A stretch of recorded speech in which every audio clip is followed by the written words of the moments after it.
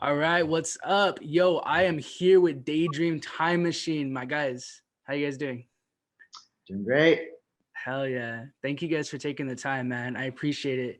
Um, First and foremost, let's get some introductions. Let people know who you are, who you guys are, what you're all about. Cool. I'm Chris, and I sing and play guitar for the Daydream Time Machine. Yeah, I'm Roman. I play bass for Daydream. Yeah, and we're basically a band out of based in Pomona, California. P-Town. We love to make music, man. So that's our thing. Hell yeah. So how did you guys get started? How did you guys be? Me and Roman, Yeah. actually, we went to school together. Nice. We lived in the same area in Ontario, and we actually used to be in a punk band. Me and him and his brother. Nice. What was the Yeah, band? we were called the Skanks. The Skanks. Did you guys play like ska punk? No, honestly, we were just. It started off being called Krusty Chonch. And then it was like the Suicide Skanks, and then we're like, nah, just the Skanks. So. It's like Yeah, true we were just fashion.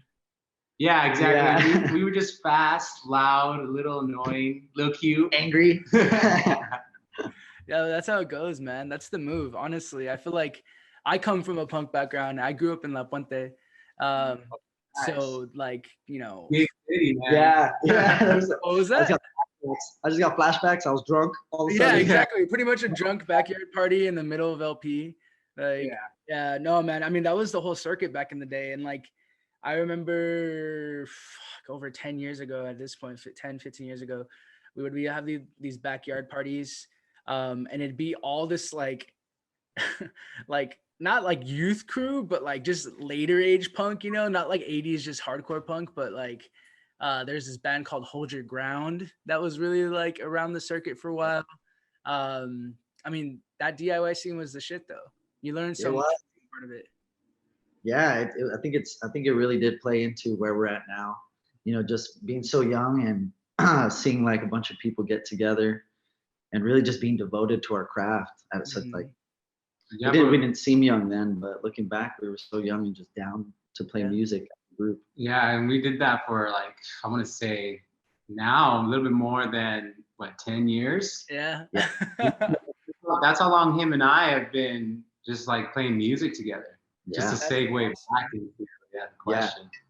So you guys have probably even like gone through different phases together, like listening to a bunch of different types of music and being interested in a bunch of different things like that. Definitely. Absolutely. Yeah, I think if we were to break it down, I think we started with punk rock and then transitioned into ska and then reggae. Nice. And then just different phases, and then slowly ended up where we're at now, which is, I feel like, a combination of all of it in its own different way, and a different way of expressing it.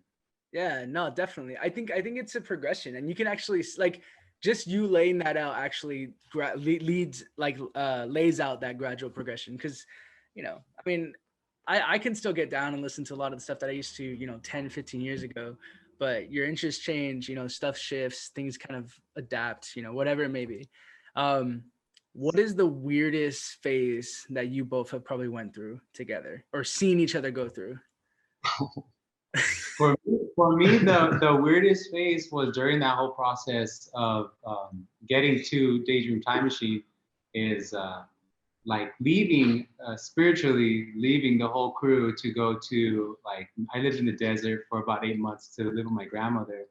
And the weird part was after coming back, I haven't seen him like on almost a year. Yeah. And then I just walked up to the garage and it was like, oh, I have my stuff in the car. You want to jam? And he's like, yeah, we have a show in 3 days. Can you learn our songs in 3 days? That was weird for me, but it was great. That's like it's like something you see in the movies. Really. Yo, yeah, that's a great origin story. Yeah. Right. The Lord set us up. Yeah, it was a good setup. Yeah, no, it was very cool. Yeah, at the time, because when we started Daydream, it was actually me and one of our friends, we were kind of just messing around recording, and then we started getting gigs. And yeah, when Roman came up, we actually really needed a bass player, and he literally was walking up, and we're like, "Are you down?" And he's like, "Absolutely." Yeah. So we went from there. I think it was before New Year's, right? We did like a New Year's gig. Yeah. Yeah. So That's That was awesome. weird. Yeah, but you know what's cool is because we have so much chemistry, and Roman's one of my favorite bass players. So because we have that chemistry, it's a little easier to mesh when we do get together and want to create. It's actually very natural, and it happens, very smoothly. It's not like we need weeks and weeks. That makes sense. Yeah, I mean, and then after so much time together, you guys have that synchronicity. Like you can just pick up kind of where you left off, Exactly, That's dude. awesome. So, Yeah. so tell me more about this Nova Trials and Trails medley. Cool. Yeah. So Nova is actually a song from our last release that we released in I think 2019. And Trials and Trails is actually a song. It's an old song that we kind of brought back, and we're gonna put it on our new album. So the medley was interesting because I think you guys the idea of Shot in the Dark was you do one take, one song, just go with it, right? Yeah. So for us, we could have easily have done Nova, but we also really like Trials, and I think we just kind of wanted to challenge ourselves a little bit and make a combination. Luckily, they're on the same key, so it works out. So we got together a little bit before and kind of just spliced that together. I think it was like a little bit of a challenge for us, like something interesting, something new to make it kind of like impactful, I guess. And raw. Which is super important, especially for Shot in the Dark. I mean, I feel like the thing that we've seen the most on this series is people taking what they feel like is their best representation. Because the idea of the Shot in the Dark is like everyone gets a shot in the dark, right? Everyone gets a chance or whatever you want to call it. So taking, what they feel is the best representation of who they are as an artist and what they do, and just going for it and keeping it as real as possible, not worrying too much about it being perfect or nailing it, because that's a big part of being an artist in general. You know what I mean? I feel like typically when it's more raw and it's more authentic, I think it sounds better, Yeah. But the medley was tight. I mean, did you guys practice that before, or did you just go in and make it happen? We did one little rehearsal I think the day before, here at the Sunshine Manor is where we're at now. Is that where you're at right now? Yeah. This is where I stay. Nice. It's like a 13-bedroom house with a bunch of roommates, but it's really musical here. So yeah, everyone's open. There's a bunch of artists, people that we've played shows with in the past. So but yeah, we did rehearse it. Do you remember that? I think it was. I don't remember it, but but I'm sure we did. We definitely did. He was like, I don't remember, but I trust you. Yeah, it's been a while, man. So I think that was before. No, it was during quarantine. No.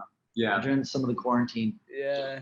So how? I mean, I know COVID and the pandemic and quarantine has like made so much impact just general on everybody's life, but how has that specifically impacted kind of what you guys have done in the terms of the creative process, or even in terms of like releasing and typical things that a band tries to do, like obviously touring and all that, but more on the creative side? Like how has that made you guys maybe adapt or shift, or what's kind of been the new way that you guys have gone about creating music and writing music?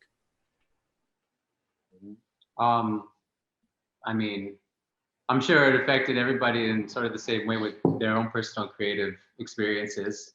So, I mean, without it being said, I mean, everyone can relate to the same situation where we have some hindrances and we have some also creative flows at certain moments. But with us, since we're a band and we're a team, it's just easier to express them, since some people are solo and it's hard for them to get it out there. But for us, it wasn't too much of a challenge because this whole existence of Daydream Time Machine has just been a constant natural flow. Nothing could stop it really. Yeah, I would say in a way it was kind of a blessing, right, for us, because we obviously the shows weren't happening, but I feel like in the past we were almost fighting for time to create and also time to play shows, because when you take on a show, you kind of your whole mentality changes of what you're doing when you're all together. Right. And for us, it would be a lot of like, just practicing a set or trying to create something unique, because we're playing so many gigs, we didn't want the same set every time. Yeah. So in the past, in the way, in a sense, it wasn't getting in the way, it was just part of it. But ever since the show's kind of stopped, it allowed us to kind of have more free time to be creative, to write something new. And in theory, it sounds like that's exactly what would happen. Like, oh, I wish I had more time to create. And then once you Right. have time, then it's like, oh shit, well, now it's easy to, what's the word? Like, it's easy to procrastinate or Yeah. get sidetracked. And I'm not gonna lie, I think that happened to me, speaking personally, sometimes. But like record-wise, recording-wise, it did actually allow us to go in and finish something we started right before the quarantine, which is our next album. Hell yeah. That's So awesome. yeah, so in like a bigger scheme, it Yeah. didn't really hinder us. We just kind of just went with it. Yeah. We kind of try to cope with our surroundings, and at this moment, especially now since it's still sort of happening, it's just we just continue just to be cautious of what that is, but Yeah. continue. We just continue. That's it. Adapt and survive, man. That's what I was gonna say. That's number one. That's number one right there. You got to adapt. I mean, one thing that I had thought about, and I come from a world of being a musician, playing, kind of just having music for fun in terms of like being of performing, and then jumping into like the business side. I jumped into management. I was working at a couple different promoters, Live Nation, some of the bigger ones that are kind of slowly fucking up the world, but also helping the world in a weird way. And when everything happened, especially when you're kind of working on building a career and trying to really get noticed and heard through all the different noise that exists out there, like there's so many things to juggle. You know what I mean? There's so many things that need to be considered when you're trying to build a career as an artist, you know what I'm saying? Or as a band. What I was hoping what would happen, obviously, as number one, everybody staying safe and as healthy as possible, but we go back to just focusing on the fucking music. You know what I mean? Like the look, the popularity, the social media, the all this crap, the marketing of it, important for a number of reasons, right? Because it's the package that people are looking for. But at the end of the day, it all comes down to the music, right? It all comes down to the music. And I would hope so. I hope that that's like the foundation, that's the soul of anything that's done in the music industry. It's not, but that's where I hope things would go, because people weren't able to tour, weren't able to do a lot of the things that we're used to, or whatever it might be. And then we're finally able to just focus on writing and recording. I mean, I think it's going to be interesting to see how the next year, 2 years even, of releases are going to look, and the stories that people are going to tell. You know what I mean? Yeah, it's exciting. I'm sure there's gonna be a huge burst of creative energy and new musicians coming out. Yeah. So I'm excited for it. I'm very excited for it. And more just like jumbo, like just gumbo of like sounds and styles. I mean, one thing that we see a lot here at Water the Plants and on the greenhouse specifically when we talk to folks is like it's not slowly, but it's like noticeably becoming more apparent that genres are becoming less and less of a thing, right? Yeah, I love that. I really love that. Yeah. It shouldn't be any. I mean, it's all like from the artist's perspective, but I don't think there should be like limitations to the style or the genre or whatever. Yeah. Like if you hear a reggae song, make a reggae song. Make a reggae song. Exactly. Yeah, exactly. So, exactly. That's really cool. I like what you said. I really do hope that genres become less of a thing, or like a more openness in the approach to them. You know what I mean? Like people always give shit to people, and I think it's funny, and I make fun of it because I think it's just funny what people come up with, of like coming up with these like ridiculous, funny, genre names. But I love it. I wouldn't have it any other way, because at the end of the day, that shows that there's some creativity toward an approach on something that's traditionally been categorized as X, Y, and Z. You know what I mean? Right. Okay. Yeah. So that's awesome, man. Well, I think in general, like you can definitely get a taste of the stuff that you guys had mentioned, the different sounds that you guys had mentioned, even in just this medley. So, I'm really excited for the album. For everyone who like has no idea how to find you guys, who you guys are, where can they find you? Where can they look you up? And what should they be on the lookout for in the future? Okay. Yeah. Yeah. I mean, right now there's not many shows, but if they want to find us, you guys can find us on YouTube, Instagram, all the social medias. We're on all there. We're on all those. We do have a new album coming out in May, actually. We're literally working on it as we speak, before and after the call. But yeah, that's going to be finished and released in May. So after that, we're going to have a nice little release show. So hopefully someone could catch us at one of those, whenever they may be. I think things are slowly kind of coming back up right now. Yeah. Looks like California's going to be open by June 15th. So we'll see when shows start from there. Yeah, it's kind of weird. Like you kind of, I don't know. I don't want to rush into playing shows, but we're not going to hesitate. Yeah. I mean, that's the balance, right? It's like, yo, I don't know if we should be first, but we definitely shouldn't be like the 5th or 6th people who are jumping in to start getting shows going.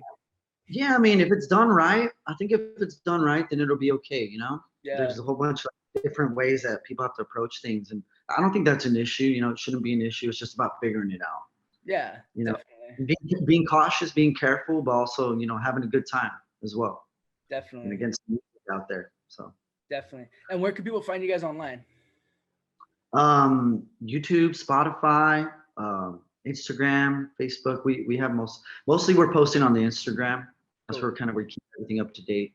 But yeah, we're on Spotify, we're on YouTube. If anyone wants to listen to us, I think people listen to Apple Music too, or whatever the streaming devices are, we're on there. Awesome. And then just Daydream Time Machine everywhere, right? Yeah, Daydream Time Machine. Awesome. Perfect. That's the key. All right, you guys. Well, thank you guys so much for taking the time, man. We appreciate it. For everyone watching, stay on tune. We're going to have the performance up next. It's going to be Nova, Trials and Trails, Medley. You guys, thank you so much. We appreciate you. Definitely can't wait to have everyone in the studio. We could celebrate with a little barbecue outside or something. Yeah. Awesome, you guys. All right, we appreciate you. We'll talk to you guys later. Later, Vic.